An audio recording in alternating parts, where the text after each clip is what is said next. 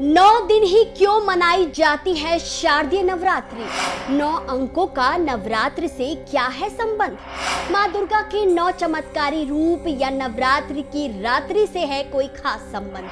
क्या कहता है अंक शास्त्र और ज्योतिष विज्ञान? जानेंगे क्या है इस दिलचस्प प्रश्न के पीछे का रहस्य और कौन सी है वो पौराणिक कथा जिसमें छिपा है इस प्रश्न का उत्तर कि आखिर 9 दिन ही क्यों मनाई जाती है नवरात्रि।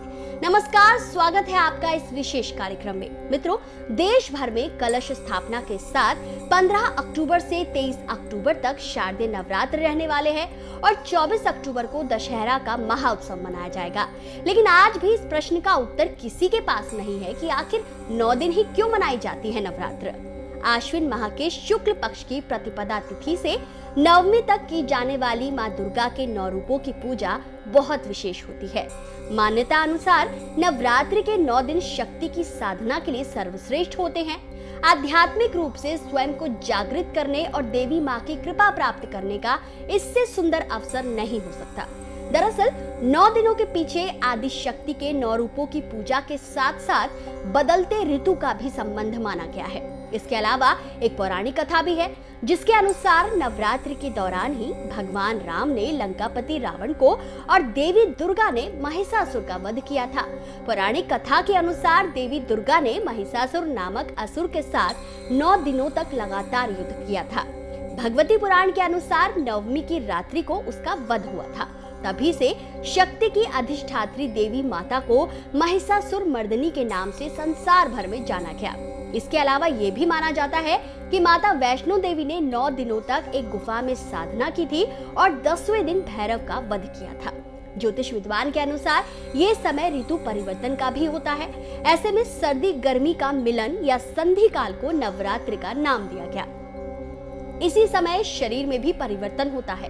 कहा जाता है कि 9 दिनों में सब कुछ त्याग कर सात्विक भोजन करना चाहिए और भक्ति करनी चाहिए, तो शरीर और मन पूरे वर्ष स्वस्थ रह सकता है।